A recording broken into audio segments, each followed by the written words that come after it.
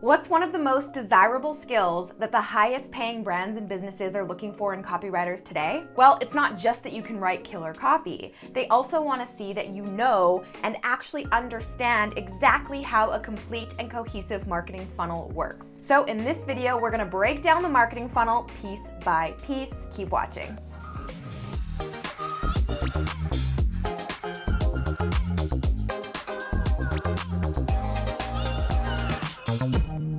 Hey Posse, what's up? It's Alex. If you're new to the crew, welcome. Here on my channel, you'll find tons of in-depth tutorials, copy critiques, practical tips, and exercises that you can use to start, grow, and scale your online business. So hit the subscribe button below and don't forget to tap that bell to be notified when my next video goes live. Now, it goes without saying that there are many different types of marketing funnels out there, ranging from those with an Einstein level of complexity with upsells, downsells, cross-sells, and add-ons, tripwires, exit offers, cart abandonment offers, and the list goes on and on, to your basic starter funnel, which is what I'm going to be breaking down for you today. Because before you can get all fancy with your funnel optimization, you first got to have one that actually works. So today I am breaking down the core components of a marketing funnel, the purpose and goal of each component, and finally how they're all woven together to take a fresh lead from cold to warm to ready to buy. So let's dive straight in, shall we? The marketing funnel explained.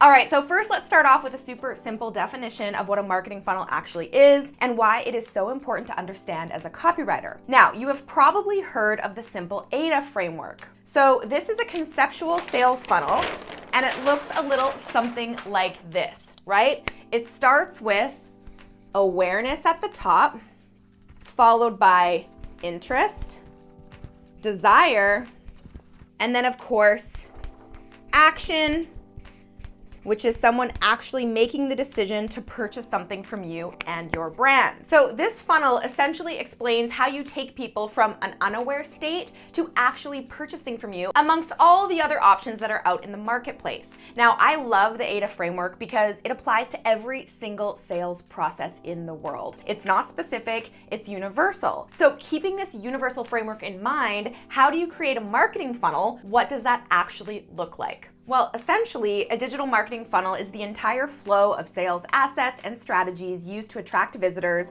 convert them into leads, and nurture them towards making a buying decision, right? So it's really designed to gain awareness, turn those eyeballs into clicks, and then pique interest, turn those clicks into conversions, and then of course turn conversions into long-time repeat customers. And it's important for good copywriters to understand this process because the truth is, you might be the best copywriter in the world, but without the proper funnel in place to meet your customers where they are at and guide them through a buying journey, it really doesn't matter very much. And this is why the highest paying brands and businesses will pay extra for a copywriter who knows how to write and strategically map out every single piece of an effective sales funnel. So the basic funnel we're breaking down today looks a little like this.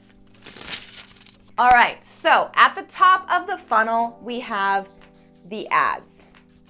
Okay, after the ads, we have the landing page, then the sales page, followed by indoctrination emails, and lastly, sales emails. Hopefully you can see that down at the very bottom. So we are gonna go through each and every step of a marketing funnel and every single one of the core assets you need in a basic digital marketing funnel, all right? So let's get started. So at the top, we have ads. Now, the number one goal at the very top of every single marketing funnel, right, is to get awareness, going back to the AIDA formula, right? Awareness and attention, AKA eyeballs on your stuff. So we really call this impressions or views in the marketing world. I mean, people need to discover that you and your product actually exist before they can go ahead and buy something, right? So there are many different ways that you can go about getting eyeballs or traffic to your website, right? Organic traffic via SEO, maybe content marketing via social media like this YouTube video, or cold email marketing. But one of the most common ways to do this in direct response marketing is through using paid ads. So these are the copy pieces that'll take your prospects one click closer to discovering all that you have to offer them. And businesses will often run multiple variations of a paid ad with slightly different hooks and angles, but all of these ads, once clicked, of course, will move your lead, or your prospect rather, to the next stage of the marketing funnel, which is, of course, your landing page. So this is what your landing page is. And all of your ads, different hooks, different angles, are directing to your landing page, right? So once your leads have discovered you through your ads, the goal is to get them one step further with you so that you can continue to build a relationship with them and move them through the funnel, right? You want to pique their interest and get them to say, yeah, I would really like to learn more about this, right? So you're getting them from attention and awareness to interest. Again, there are a lot of different ways you could do this, but one of the most common ways is to direct all of that traffic, whether it's organic, whether it's content marketing, whether it's paid ads, to a landing page,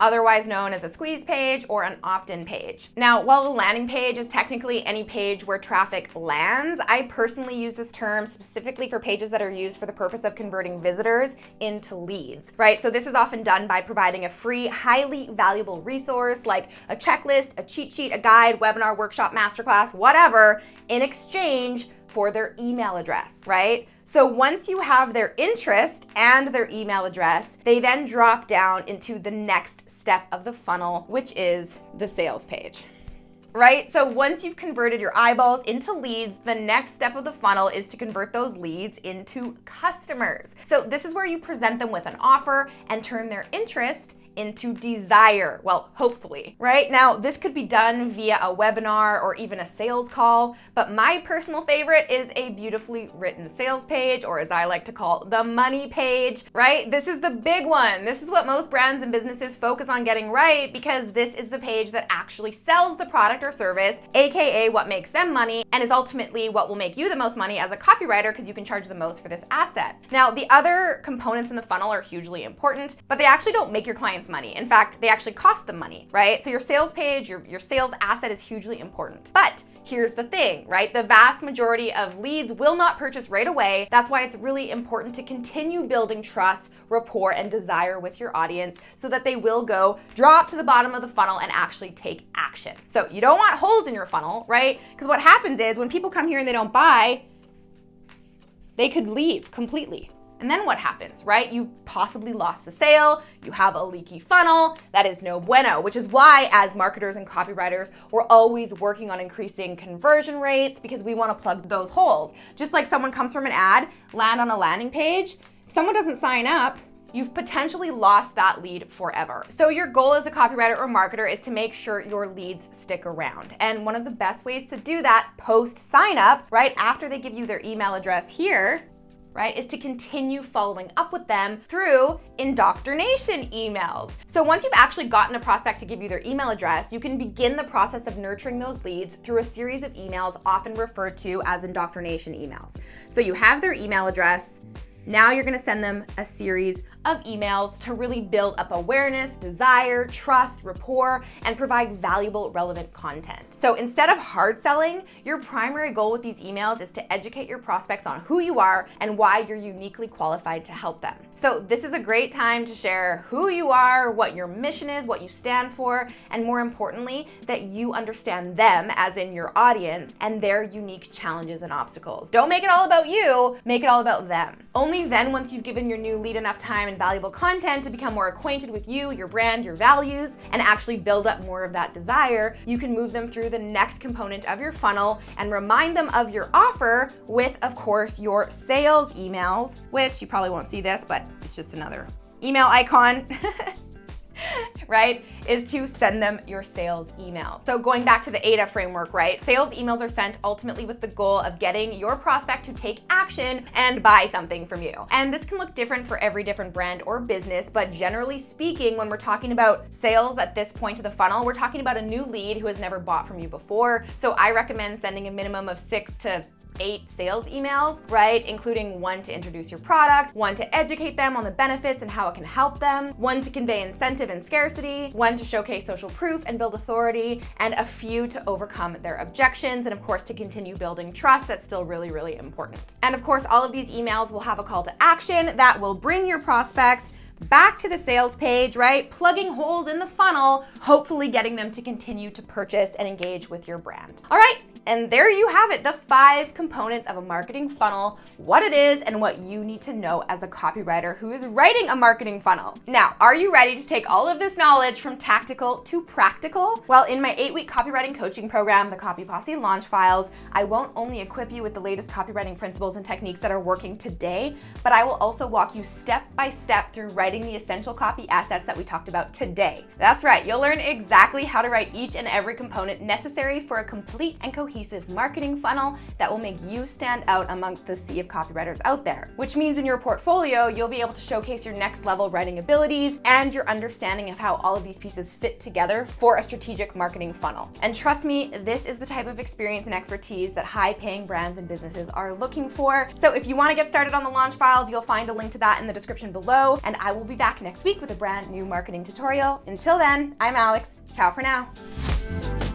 All right, guys, if you enjoyed that video, make sure to check out the next one from me right here, and you can click right here to get a free gift. Are you new to the world of digital marketing and copywriting? What is the difference between these two skill sets? Well, I got you. Here are the 17 terms you need to know.